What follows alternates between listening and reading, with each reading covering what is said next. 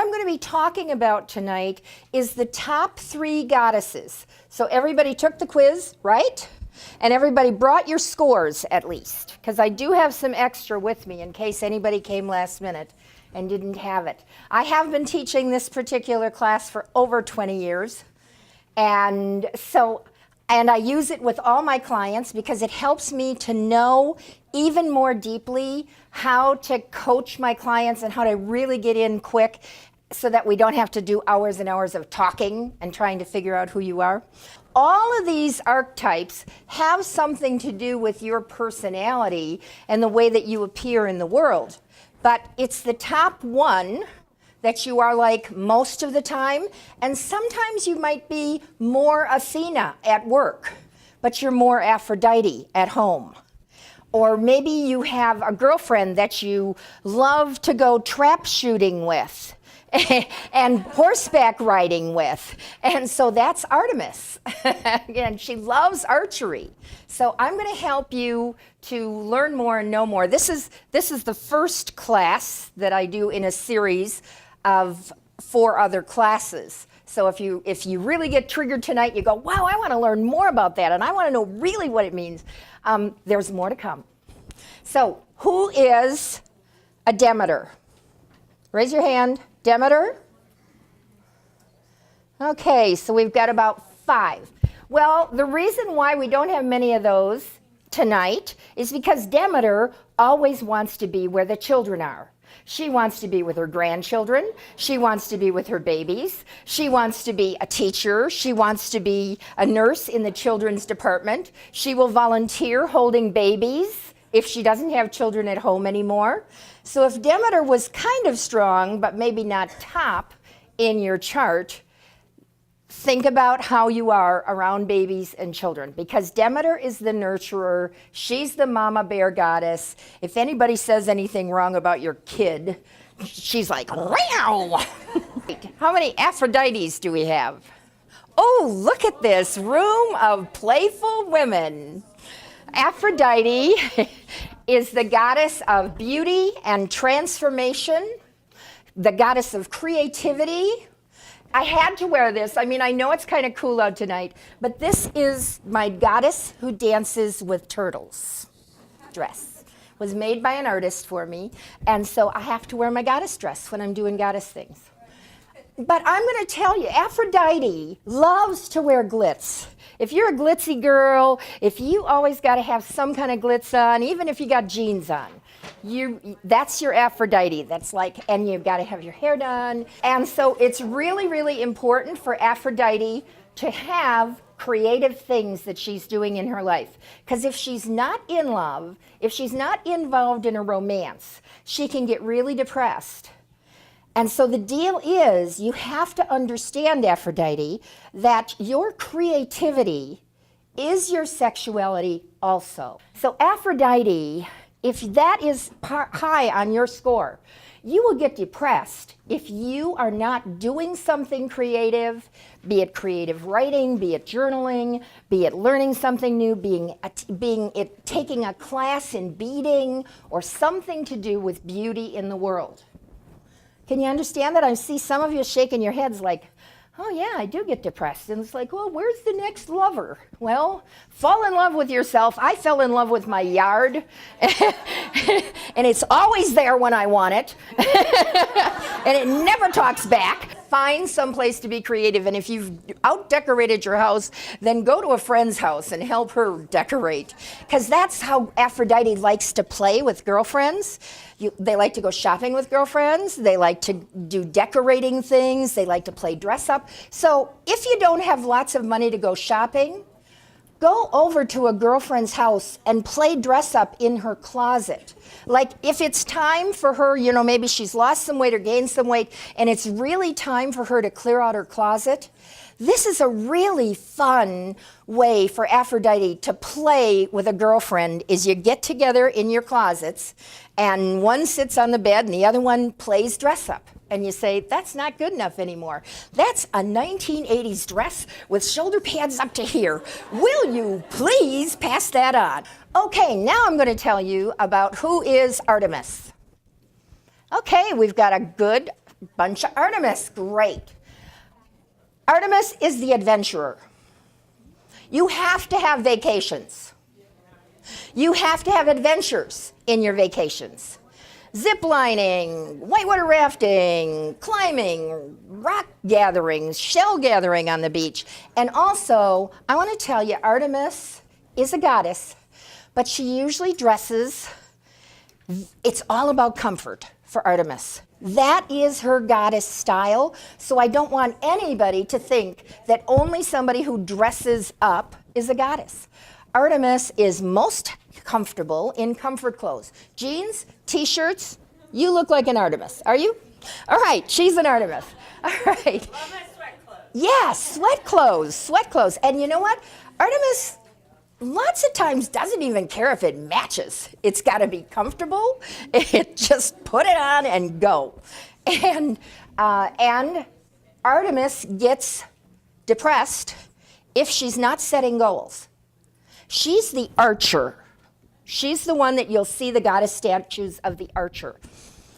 She thrives on setting goals. So every morning, if you get up and you write a list, or before you go to sleep at night and you write a list, I'm going to do this and this and this, and then by the end of the next day, you're, yes, I got that done, yes, I got that done, yes, I got that done.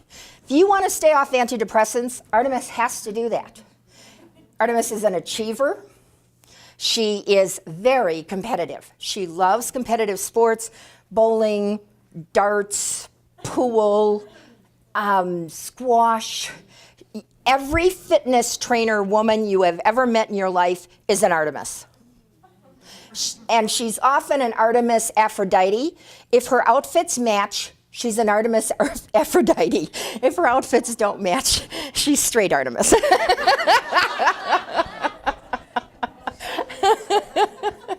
And if she always wears black just to make it easy, she's Artemis. Just like, make it easy.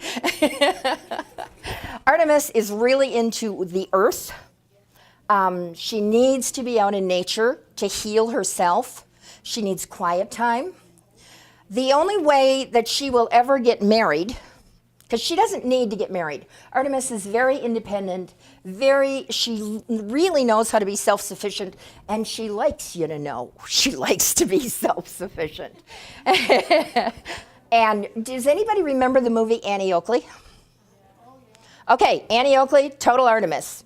And anything you can do, I can do better. And that's the way Artemis is with men. If Artemis is your first and it's 10 points above anything else, you like a man for a sparring partner. And if he's going to keep your interest, he better be really good in bed. Artemis also, if you ever wanted a horse when you were 12, when you were 10, 12, 13, 14, and you really wanted a horse, or if you still have a horse in your life now, you're probably really strong, Artemis. If you wanted a unicorn, you're a Persephone. Because Persephone is the most highly intuitive of all of the goddess archetypes.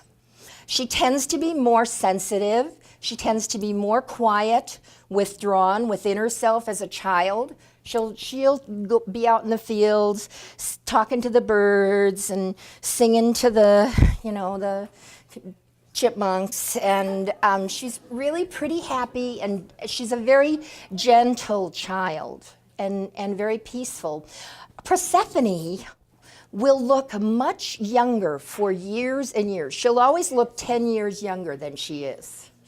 And even in her 50s and 60s. The most wonderful thing about Persephone is she retains her innocence. Often in her, just even in her style, in having a positive attitude and going, everything's going to work out okay.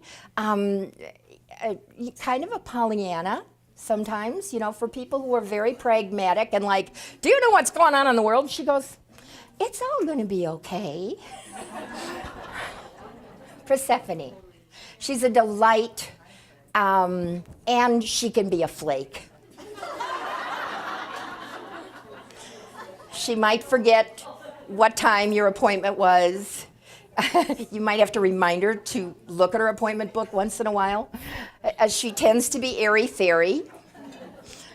So don't have any high expectations of her to be a perfectionist, because she brings joy to the world. and she is highly intuitive and sensitive, so she's the kind of friend or the kind of person who will really tune into you and really care about you deeply because she sees you deeper than most of the other people.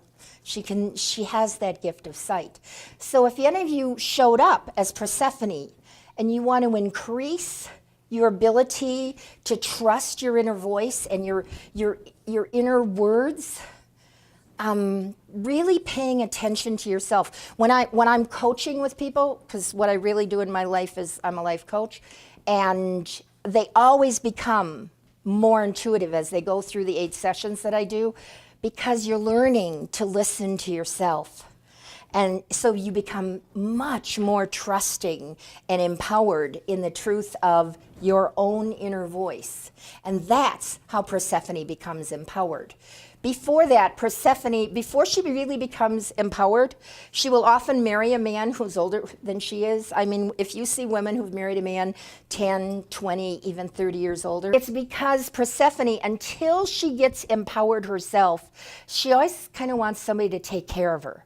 Somebody older that she thinks she can trust. And so she'll give her power away in relationships.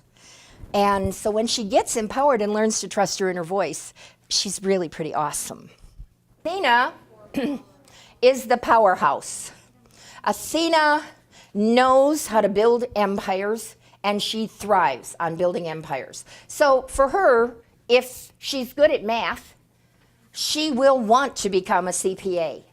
If she loves to watch the news and just devours being CNN and things like that, she will always want to have something to do with the law, be it a policeman or a lawyer or something to do, a governor, for heaven's sakes. Every woman who's taken a governmental post has probably been Athena. If she wants to be mayor of the town you're in, you better believe she's Athena, and you better believe that's a good thing, because Athena is a mover. She's an action maker. She rustles things up, rattles things up. She's not afraid of any man in the world. In fact, she'd just like to dare him to come up and tell her she can't do something. So I'm going to warn you about something. If your top 2 is Athena and Artemis, and you wonder why you have a hard time with men, it's because they're scared of you. And they deserve to be scared of you, because you really are better than they are. And so if you do want to have a relationship with a man, you look for a man who is a pleaser, who just wants to take care of you and says, yes, dear. So how many Heras do we have here? 1, 2, 3, 4, 5, 6. I'm amazed that there are that many Heras here. How many of you are in a marriage right now? Okay, so there's only 2 of them who are actually in a marriage. Because usually a Hera wants to be home with her husband. Hera wants to be married. She wanted to be married all through high school. It was the major thing. She is the most loyal person you will ever meet.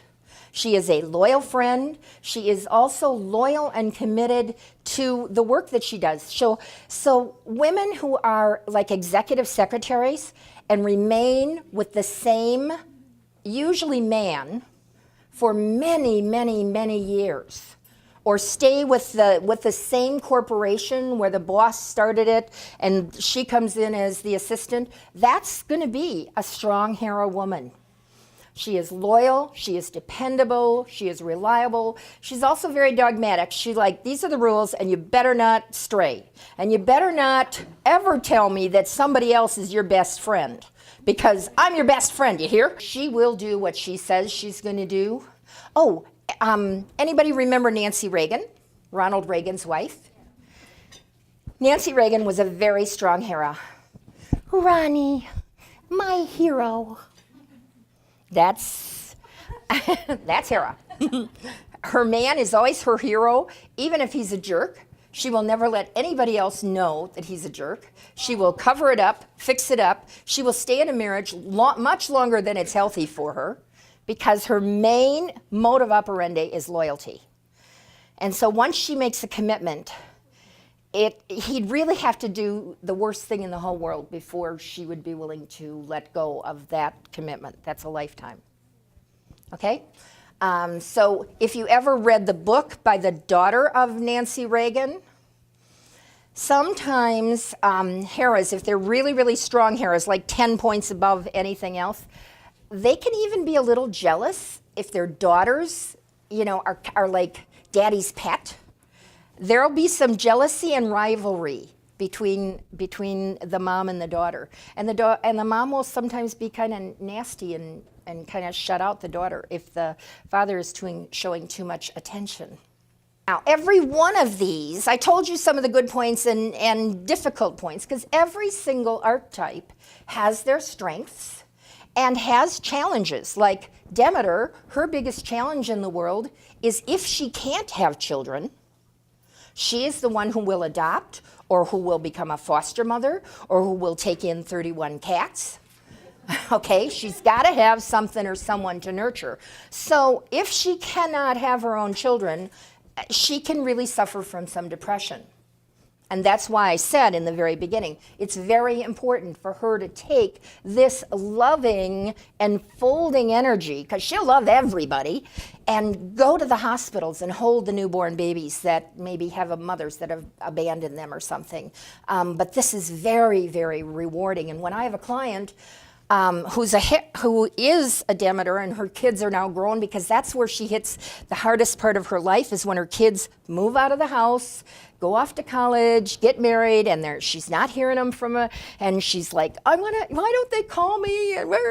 And she really needs to get a new life with some new kids until they have grandkids and come back, because otherwise this is when she's going to need antidepressants.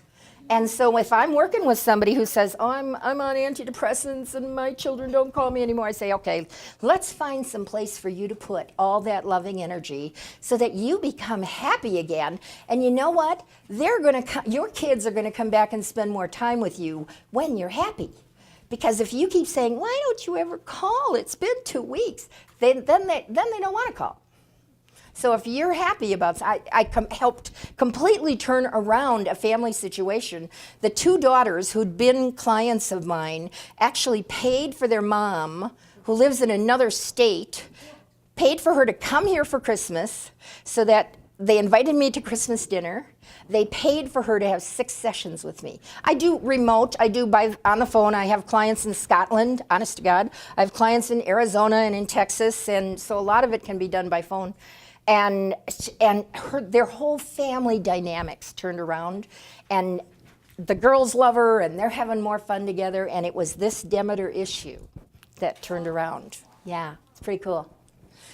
All right, now you want to hear about Hestia, who you didn't see on this quiz, because the book from that I teach from was written by a psychologist, and that's why I love it so much, because it really is based in true information. Jean Shinoda Bolen, Goddesses in Every Woman, and I do have some copies here if you want to buy them, because I use these for my classes and have used them for 30 years. But the book that I got the quiz from is a different book. Now, she talks about Hestia in this book, but in the other book, they didn't talk about Hestia. So I will be happy to give you a little information about Hestia. Hestia is usually where a woman hits after menopause, but it can come earlier, because Hestia really loves her quiet time, really values it. She's very at peace. She is normally, naturally, a very peaceful and content woman. And so for most women, it isn't until they get older, maybe their kids have gone away, and they go, whew, now I can do something I want to do. When a woman feels that when her kids goes, she's probably naturally a Hestia and wanted to get married and have kids. But Hestia doesn't ever really have to marry. If she's a really strong Hestia, even when she's young, she couldn't care less about getting married. She loves to take care of her house. She will tend to be more simple. She's not extravagant in any way. She will keep her house immaculate, because that gives her joy. She's called the keeper of the hearth. So for many women, once they get past, it hit me, you know, like when I hit 60, all of a sudden I just became so much more. That's when I started doing my gardens. I am so much more peaceful and content.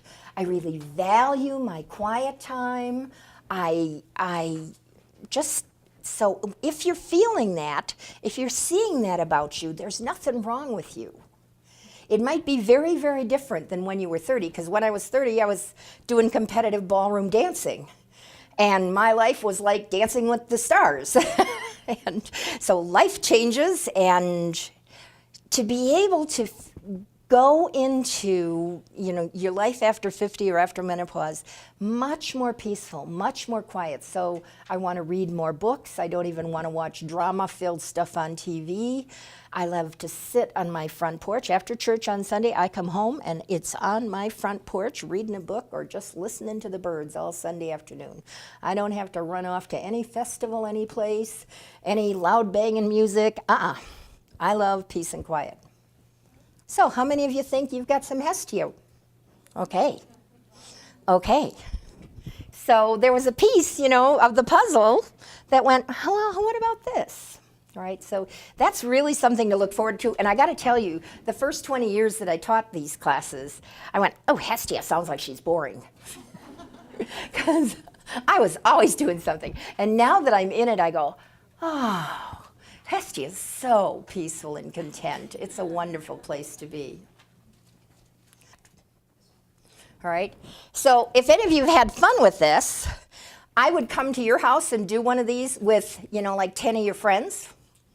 That's a fun way to do it. And there's another 4 classes. If you really want to get in and see what it means for you, I like to do classes in groups of about 10. And then we go much deeper.